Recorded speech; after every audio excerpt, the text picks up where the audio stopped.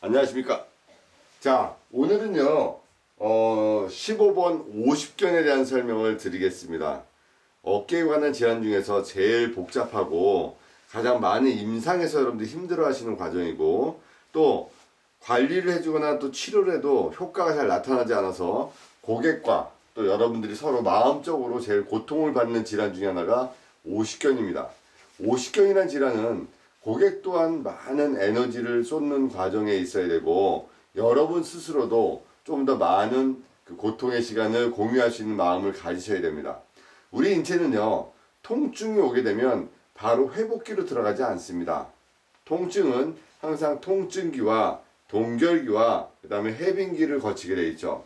자, 통증의 양상이 한 번에 쑥 해서 회복기를 거치면 좋은데, 통증은 통증기를 거치면 그 다음에 얼어가는 동결기를 거치고 그 다음에 다시 해빙기를 거치는 과정이 하나의 통증 패턴이기 때문에, 여러분들은 고객과 참 많은 시간들을 이 동결기에서 서로 고통스러워합니다.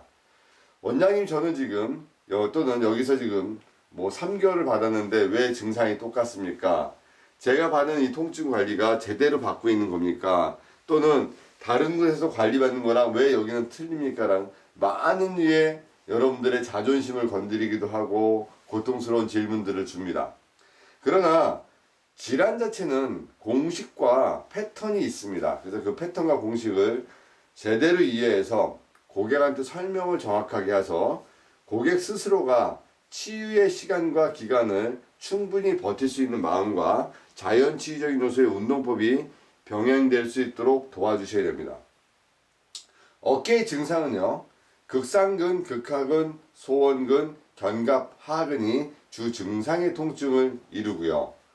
어깨의 증상이 4개 근육 외에도 대흉근, 소흉근, 흉쇄우들근, 사각근, 상하이두근, 삼두근, 전거근, 견갑, 거근 모든 증상들이 연관됩니다. 근데 의외로 세라투스 안테리어라는 이 전거근이 장용신경의 지배를 받는 요 근육조차도 어깨의 움직임에 영향을 주게 되죠.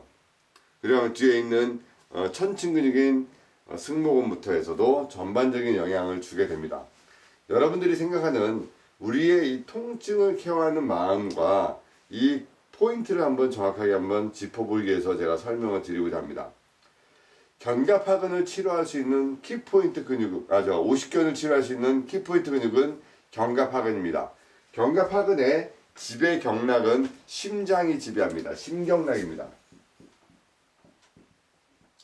자, 견갑하근이 심장이 지배한다라는 단어 하나로, 아, 오십견하고 연관되어 있는 견갑하근은 이코로 심장과 연관이 되는구나. 심장과 연관되는 대표적인 자들과 겨드랑이 가운데에 있는 극천이란 자리입니다.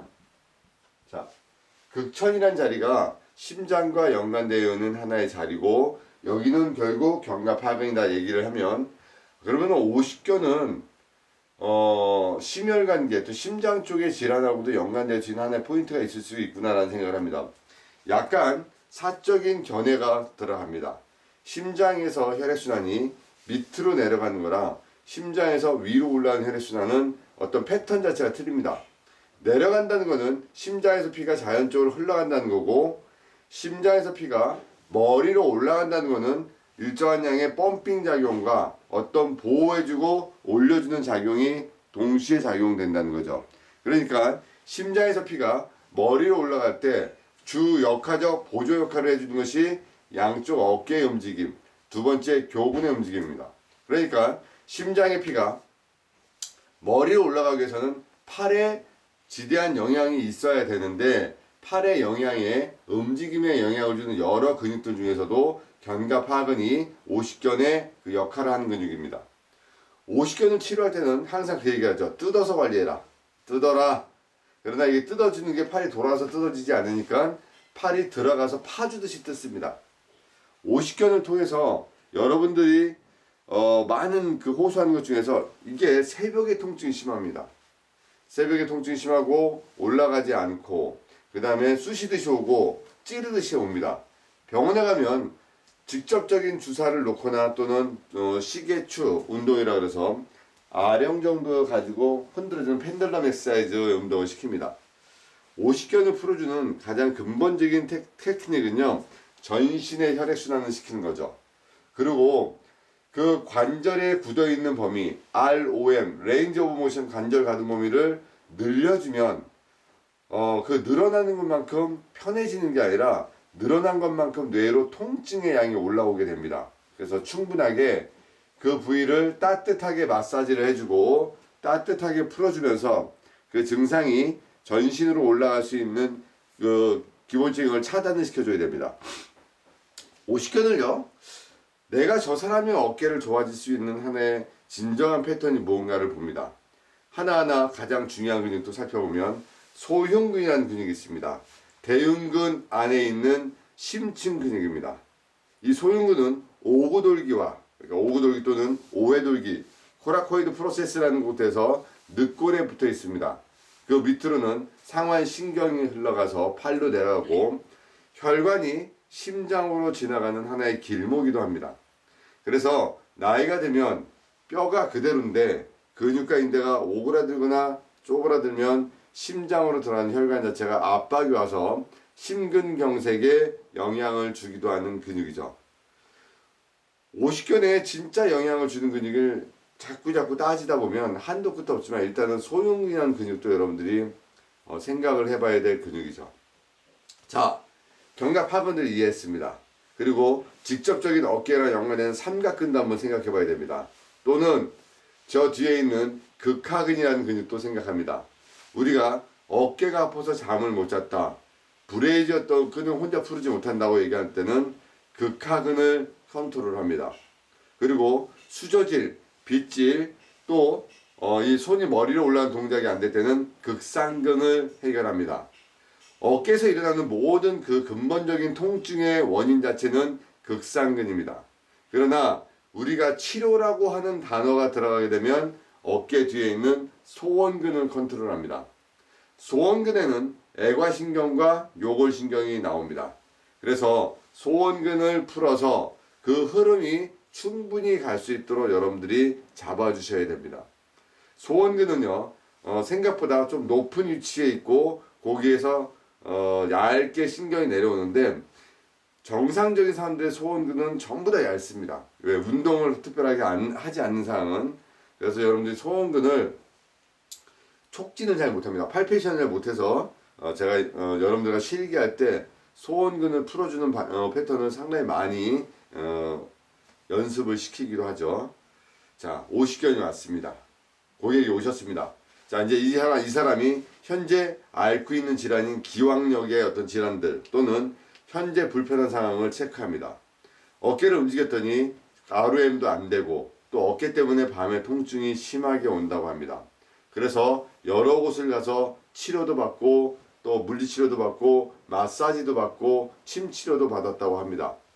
그러다 고객은 마음이 급합니다. 그래서 그 유착되어 있는 병명 자체가 유착성 관절낭염이라는 그 병명 자체를 여러분들이 머릿속에 생각을 못하고 유착이 된 거는 분명히 떨어지는 과정까지의 어떤 시간을 요한다는 것을 인지하지 못함과 동시에 마음이 급해지게 되는 거죠. 여러분들은요, 고객의 마음을 항상 다시 한번 얼러주고 달러줄 수 있는 마음이 있어야 됩니다. 때로는 고객보다 좀 더 센 에너지가 그 사람을 잡아줄 수 있는 힘이 되어야 하기도 합니다. 근데 고객이 어깨가 아파서 팔이 돌아가지 않습니다. 자, 팔이 올라가지 않습니다. 원장님 어떻게 합니까? 라고 할 때 여러분들은 자, 그러면은 앉아서 A4지를 꺼내놓고 이 오십견에 대한 패턴과 설명과 그 다음에 임상적 소견들을 충분히 설명을 해주신다면 관리가 들어가야 됩니다. 그러나 일방적으로 똑바로 눕혀놓고 패시브 엑서사이즈. 자, 패시브 엑서사이즈는 뭐냐면 고객의 의지와 상관없이 관리사가 강한 패턴으로 팔을 움직여주는, 그렇게 되면 고객은 고통스러움의 연속이 오게 됩니다. 강제로 뜯거나 강제로 움직이게 되면 관절 안에서 통증 자체가 뇌로 강하게 전달됩니다. 뇌는 항상 통증을 전달받고 패턴에 대해서 치유의 방향으로 흐름을 하려고 노력을 합니다. 여러분들 이 50견은요 좀 더 많은 시간을 투자하는 것도 중요하지만 제가 강의하는 현장에 오셔서 제가 여러분들에게 해줄 수 있는 그 가짜 통증이라는 부분들도 한번 생각해 보셔야 되고, 그 다음에 관절 가동 범위에 대한 손과 또 어깨와의 그 메커니즘, 또 우리가 생각하지 못했던 어깨 주변에 있는 이 흉쇄 관절, 견쇄 관절, 또 이 어깨의 모든 미세한 움직임도 보셔야 됩니다. 팔꿈치 문제는 어깨로 통해서 해결을 합니다. 무릎의 문제는 고관절을 통해서 해결합니다. 그것처럼 여러분들은 이 50견을 잘 해결할 수 있는 능력이 되면 아마 주변의 동네에서 소문난 진정한 관리사가 되리라 생각합니다. 자, 어깨에 관한 모든 관리를 똑바로 할 수 있는 그날까지 여러분과 같이 합니다. 오늘은 개괄적 파트로 설명드리고 조만간 어깨에 관한 영상만 별도로 어깨와 그 다음에 회전근개 파열과 목 디스크가 와 있는 상태에서 현재 50견이 오는 거랑 또 목 디스크 회전근개 파열 50견이 동시에 와 있는 사람들, 또 당뇨를 앓고 있는 상태에서 50견이 오는 상황들, 혈압이 있는 상태에서 50견이 오는 모든 패턴을 제가 낱낱이 다시 한번 정의해 드릴 수 있는 시간을 갖겠습니다. 항상 여러분들을 응원하고 현장에서 또는 임상에서 여러분들을 만납니다. 전국을 다니면서 여러분들의 현재 어려움을 같이 겪고 있지만 여러분들과 같이 호흡하고 같이 하는 저를 믿고 쫓아오시기 바랍니다. 항상 여러분들과 같이 고민하는 신교수가 되겠습니다. 여러분들의 영원한 비빌언덕 신교수입니다. 힘내십시오. 화이팅!